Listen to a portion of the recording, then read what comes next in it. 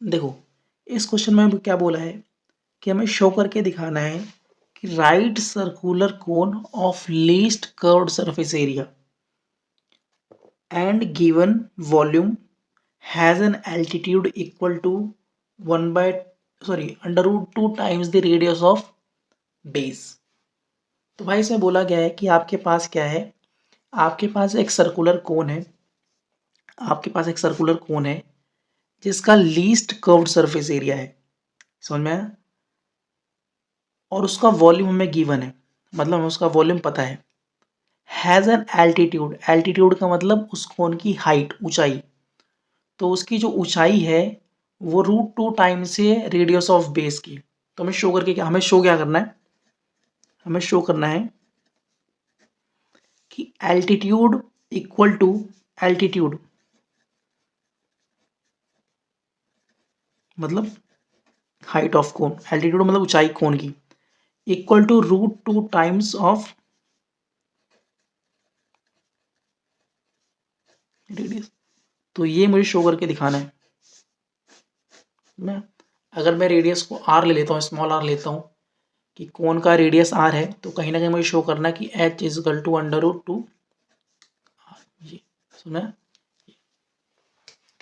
तो ये हमें शो करना है, ठीक है, ये हमें शो करके दिखाना है।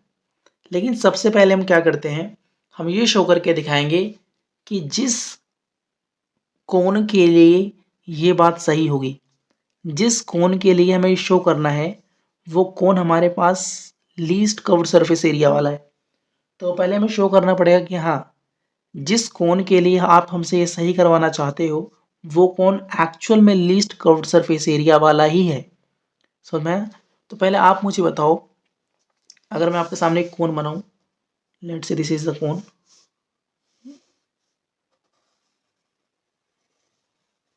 ये कोण है, ठीक है, ये कोण की हाइट होती है, कोण के पास दो हाइट होती है, पता है कि नहीं पता?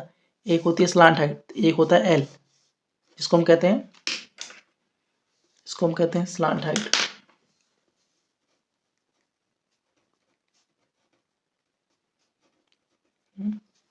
ये तो हमारी नॉर्मल हाइट होती है और ये हमारा होता है रेडियस, ठीक है, सुना है कि या नहीं? ठीक है। तो अगर मैं आपसे बात करूं curved surface area of cone, ये जो कर्व्ड सरफेस एरिया होता है कोन का, ठीक है, तो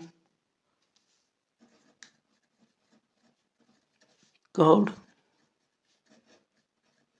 सरफेस एरिया ऑफ कोन, जिसको मैं ए से रिप्रेजेंट कर रहा हूँ, वो क्या होता है बताओ? पाई आर एल, ठीक है। तो ये हमारा होता है curved surface area of cone. समझ में आया कि नहीं आया?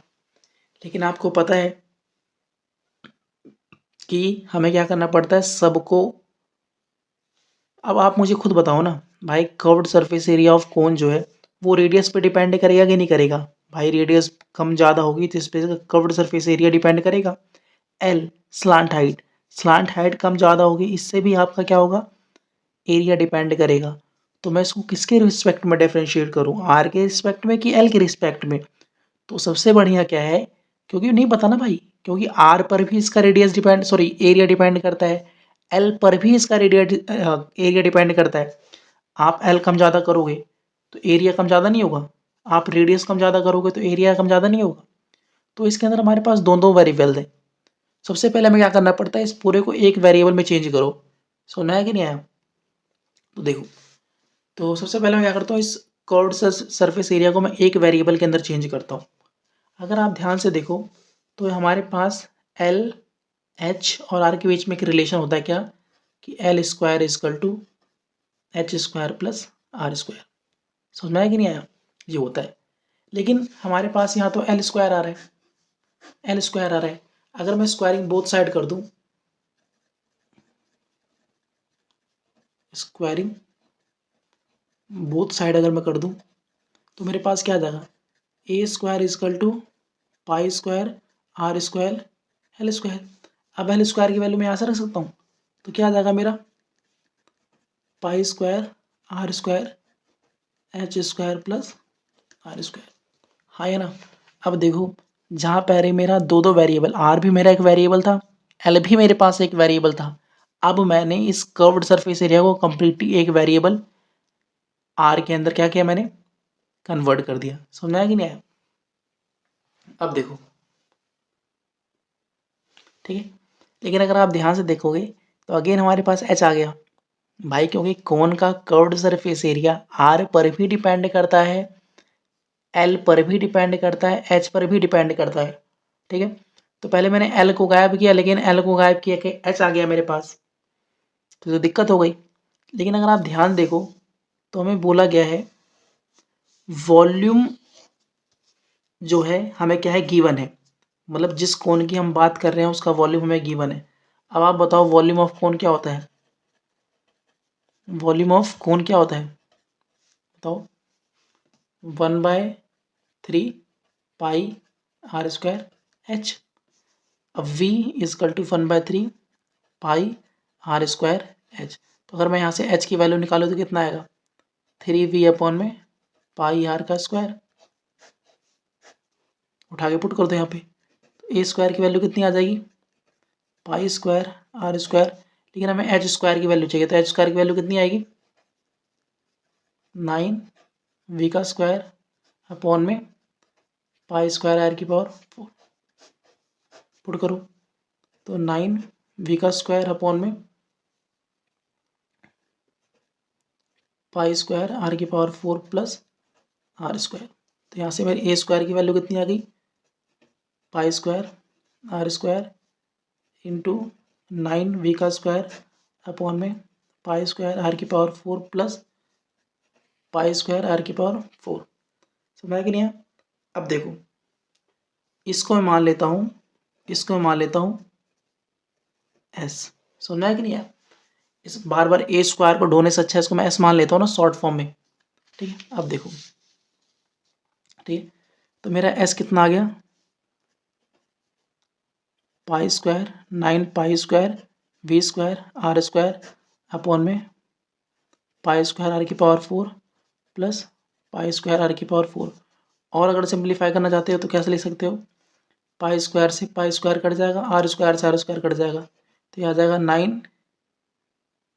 9v का स्क्वायर अपॉन में आर का square plus pi square R की पावर 4। समझ है कि नहीं? यहाँ यहाँ तो कोई दिक्कत नहीं। अब देखो, अब देख रहे हो, हमने इसका कर्व्ड सरफेस एरिया जो था हमारा, कर्व्ड सरफेस एरिया को देखो मैं सब एक फॉर्म में कन्वर्ट कर दिया कि नहीं, आर के फॉर्म में। पहले ये आर और एल के फॉर्म में था, दो दो वेरिएबल थे, फिर मैंने एल की जगह पे ये वाला H square plus R square की वैल्यू पुट करी। यहाँ पे देखो तो अगेन एच आ गया मेरा, तो एच को गायब करने के लिए मैंने इसका यूज़ किया, क्योंकि हमें गिवन था, क्या हमें बोला गया था क्वेश्चन के अंदर, हमें क्वेश्चन के अंदर बोला गया था कि वॉल्यूम जो है हमें गिवन है, इस कोन का वॉल्यूम हमें गिवन है, और कोन का अगर वॉल्यूम हमें गिवन तो कोन का वॉल्यूम फिक्स होगा। भाई वॉल्यूम अगर हमें किसी ने दे दिया तो वॉल्यूम फिक्स होगा ना। जैसे मैं किसने बोल दिया भाई इस कोन का जो वॉल्यूम है वो 600 सेंटीमीटर क्यूब है, तो वो तो फिक्स रहेगा हमेशा, तो इसलिए मैंने वॉल्यूम यहाँ रखा। तो यहाँ से मैंने एच की वैल्यू निकाल के यहाँ पुट कर दी। ठीक है, यहाँ पुट कर दी, एच स्क्वायर की वैल्यू मैंने यहाँ से निकाल के यहाँ पुट कर दी। सॉल्व करने पे मेरा जो कर्व्ड सरफेस एरिया ही आया। अब मैं क्या करता हूँ, डिफ्रेंशिएट बोथ साइड। ठीक है, तो अब एस डैश एक्स निकालते हैं, एक्स नहीं आर, क्योंकि वेरिएबल आर है ना, तो आर के रिस्पेक्ट में डिफ्रेंशिएट करो, आर के रिस्पेक्ट में डिफ्रेंशिएट करो। तो यहाँ से मेरा एस डैश आर कितना आएगा बताओ, इसका आ जाएगा माइनस का 18 वी का स्क्वायर अपॉन में आर का cube plus 4 pi square R का क्यूब। अब मैंने किया कैसे, मुझे पता है कि 1/r स्क्वायर का जो डेरिवेटिव होता है वो होता है -2/r क्यूब। ठीक है, और इसका तो हर किसी को पता है,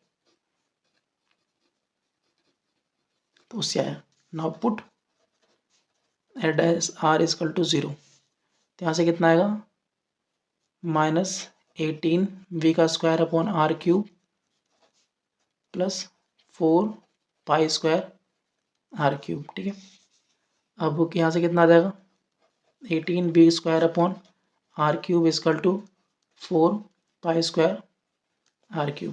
ठीक है, अब देखो यहाँ से मैं अगर r² की वैल्यू निकालूँ तो कितना आएगा,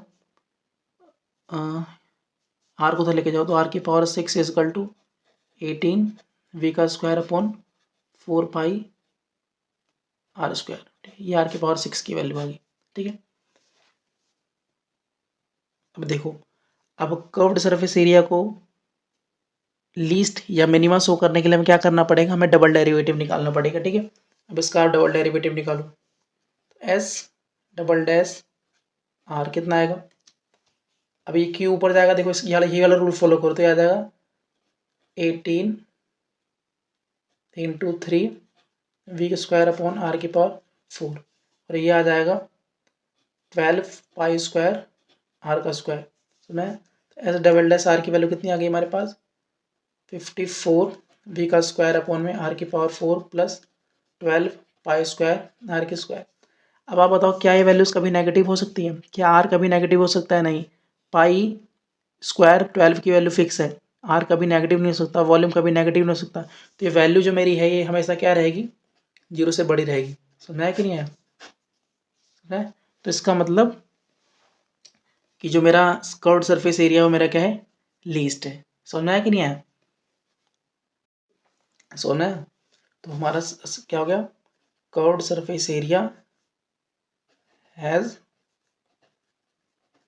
मिनिमाइज। ठीक है, मिनिमाइज हो चुका। ठीक है, क्योंकि आप आर की वैल्यू जो मर्जी वो पुट कर लो ना, आपकी आर की मर्जी जो मर्जी वैल्यू पुट कर लो, हर एक आर की वैल्यू के लिए क्या रहेगा, ये हमेशा 0 से बड़ा रहेगा, तो कर्व्ड सरफेस एरिया क्या होगा, मिनिमाइज हो गया, क्योंकि डबल डेरिवेटिव अगर आपका 0 से बड़ा है तो मिनिमाइज हो जाता है। ठीक है कि नहीं, अब हमें एक रिलेशन वेरीफाई करना था, ये वाला आ गया, ये हमें शो करके दिखाना था कि h इजकल टू √2 आ रहा है। देखो, तो आप क्या करो, इस वाली इक्वेशन से देखो, हमें एक रिलेशन वेरीफाई करके दिखाना है कि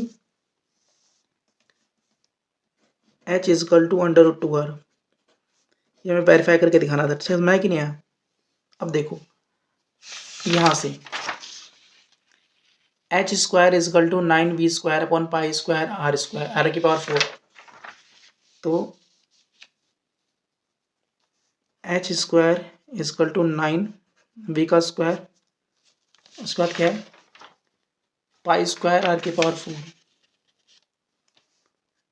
π² r⁴। ठीक है, ये इसके अंदर आप क्या करो, ये जो आपके पास आया था ना r⁶ is equal to 18 v² upon 4π², तो r⁶ इजकल टू 18 v²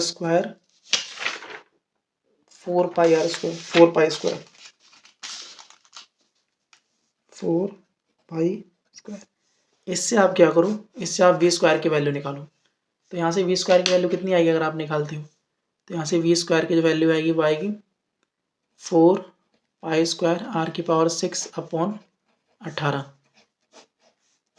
ये इसके अंदर पुट कर दो, तो h² इजकल टू 4, मैं v² की वैल्यू यहाँ पुट कर रहा हूँ। देखो, तो सबसे पहले आपके पास 9 है, 9 × 4π² r⁶ अपॉन 18 अपॉन में π² r⁴,